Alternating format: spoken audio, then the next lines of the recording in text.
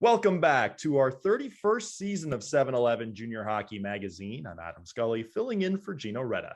Time now for the CJHL Report. The Canadian Junior Hockey League brings together the 115 teams and the 9 Junior A leagues involving over 2,500 players from right across the country. After being shut down for all of January due to provincial COVID regulations in Ontario, the Northern Ontario Junior Hockey League returns to the ice this week. For much more, now joining us is Powassan Voodoos General Manager and President of Hockey Operations, Chris Dawson. Chris, welcome to the show. How excited are you to have your team getting back on the ice this week?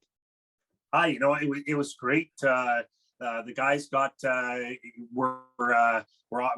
we did a bunch of training on the ice. Our owner owns a restaurant, so we had a number of the kids were training every day when the weather cooperated. On the lake with nets, and I mean, it wasn't a traditional practice, it was more scrimmaging, but we had all the boys together. So ironically, the nicest weather we had was on Monday for outdoor hockey, and that was the first day we were allowed to come back indoors and practice. We're not going to complain about that, but it was pretty ironic that the weather started to turn better when we're back indoors. But so yeah, we're excited to get rolling again, and had a good streak at the end of 2021, and we hope to pick up where we left off on Friday. That's very exciting to hear you guys are coming back, and that'd be an awesome visual to see, a junior A team practicing outdoors. That's awesome to see. Now that you guys are coming back, what are some of the protocols in place? Have you heard, fans in the stands, that sort of thing? What kind of protocols are now in place in the NOJHL? Well, I mean, I think it's pretty much the same as I can speak for our arena. I know that 500 capacity till the end of February. Our facility only sits about 450, 500. So for us in Powassan, that means 50% capacity. The weird part is our first game Friday, we're in Sioux, Michigan, and Sioux, Michigan, I believe it's full capacity, and so anyways, very strange going from one side of the river to another, but I think for us in Boston, probably looking to start February. We only have 3 home games, so probably looking at a maximum capacity of about 250 or 300. So hopefully that changes by playoff time. Yeah, you mentioned going to Sioux, Michigan. For those listening online, watching this, the video version of this on YouTube, whereabouts is Powassan exactly? For those who don't know. Powassan is actually the most south team in the 12-team NOJHL, and we're based about 15 minutes off Highway 11, south of North Bay, Ontario. So for a lot of our Southern Ontario players, when we're recruiting and they find out they're, if they're from north end of Toronto, they're only 2 hours and 2.5 hours on a 4-lane highway to Powassan. They're a bit surprised, and a lot of them say, "Well, I've never been north of Barrie, or I've never been north of Muskoka." But anyways, it's not that much. We're only about 45 minutes north of Huntsville, to give some more geography. So that's where we are, and we're about 3.5 hours from Ottawa. So, and North Bay, where we're south of, is called the Gateway to the North. So right. Good to know. We're with Powassan Voodoos General Manager and President of Hockey Operations, Chris Dawson. You mentioned this a little earlier. Your team was on a bit of a good run before the shutdown. You guys now have the second most points of any teams in the NOJHL. What's gone right for you guys so far this season? Well, I mean, it was a challenge. I'm not going to lie, Adam. We took the entire.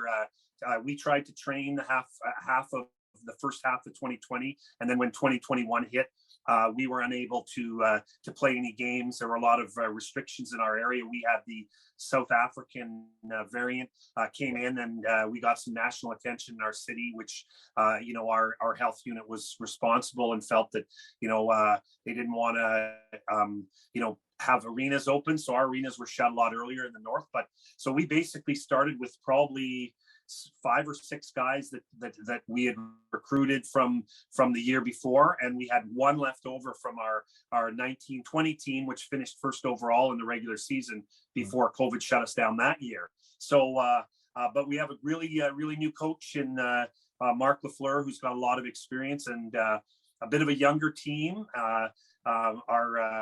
our big recruiter for us, Mike Mackley, has helped us bring up a lot of junior players, and we've also got an affiliation with the North Bay Battalion, so we end up getting a lot of their prospects. So we probably got about 9, 10, 11 maybe OHL prospects on our team. So we're probably traditionally a lot younger, probably an average age close to 17 or 18 as opposed to 19 and a half or 20 like a lot of teams. So yeah, it's been a challenge, but Mark's done a really good job assembling, and I think we have a good group heading for the stretch run. Well, it's good you have a good group coming for the stretch run. Now, you yourself, you've been in the NOJHL for quite some time. As we record this, you're 2 wins shy of a big milestone for 300 for your career in the NOJHL. Looking back, does that number just seem mind-boggling when you think of 300 career wins?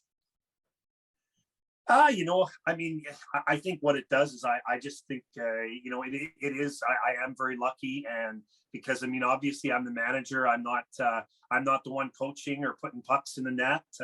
But I'm pretty proud of that number. But, I think one of the main things I'd say, Adam, is, you surround yourself with good people. And, I had a really good supportive owner in Jim Bruce and the Rive brothers before that, and Ray Sagan.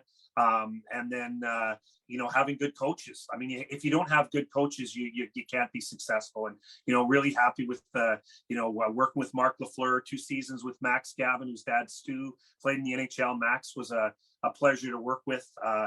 Before that, Scott Ray, he coaches with the battalion, and back in the NOJHL in championship year. You can see a North Stars banner over my shoulder. I got to work with one of my idols. Tom McCarthy was our coach for the junior Trappers from 2011 to 2013, and we won a championship together. And he was one of my idols, playing with Neil Broughton and Dino Cicerelli back in the 80s, and we both got to hoist the trophy together. So that was a real thrill. And before that, Ian Swalazinski and Dan West. So there's a lot of names. I could be here forever, but I'm really grateful for the amount of people that have helped get me to that number. A lot of them will be sharing that number when it hits.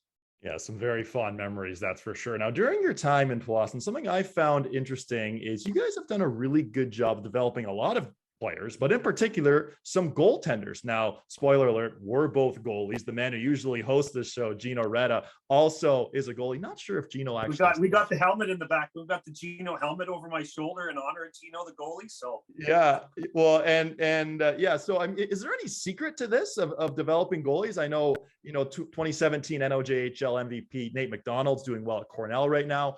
Any secret to developing goalies in Powassan? Wow, I think I'm also pretty fortunate to a region that has really been a goalie factory. I didn't.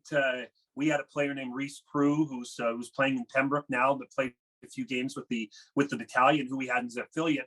We took him because we thought he was a better fit over Ben Goodrow, and Ben Goodrow that summer got taken first round of the OHL draft. Yeah. So we never had Ben as an affiliate, but we've had a lot of really good goalies. In our first year, we had Colton Point was one of our affiliate goalies, and Colton's been going between the Idaho and the Texas Stars this season, but so we had him right from the get-go. And I think we did give credit to a lot of good goalie coaches in the area that have done a really good job. Dan Spence and Todd Robillard are the two in the area that do a lot. But I don't know what it is in the water. And we've got lucky with some other ones thanks to the battalion. Like Garrett Forrest was a great goalie for us that came through with the battalion. Same with Joe Verbetic. So we've had a really good mix of some really good local goalies. And I can't forget Owen Say, who came up as a tryout goalie. And it's crazy. Owen Say just got a D1 commit to Mercyhurst. He came and tried out in 1920 as our third goalie and ended up beating out everybody and ended up going, playing on Team Canada East. So, I guess credit to some of our scouts too. But I'm not going to complain about it. And we've got a pretty good duo in Alex Skugeja and Owen Ray this year too. Oh, that's awesome to hear. Well, Chris, it's great to see that Powassan is back playing in the NOJHL. Good luck here on the stretch run, and we'll be in touch and talk to you soon. Awesome. Thanks, Adam. Appreciate it. That was Powassan Voodoos General Manager and President of Hockey Operations, Chris Dawson. And that wraps up this week's CJHL Report. The Canadian Junior Hockey League, your future is here. Still inside 7-Eleven Junior Hockey Magazine, he helped our nation win World Junior Gold back in 2008. And now he's playing for the Toronto Maple Leafs. We'll check in with Wayne Simmons in this week's edition of Where Are They Now? This is 7-Eleven Junior Hockey Magazine. And don't forget, you can listen and subscribe to the complete podcast by checking out any of your favorite podcast platforms.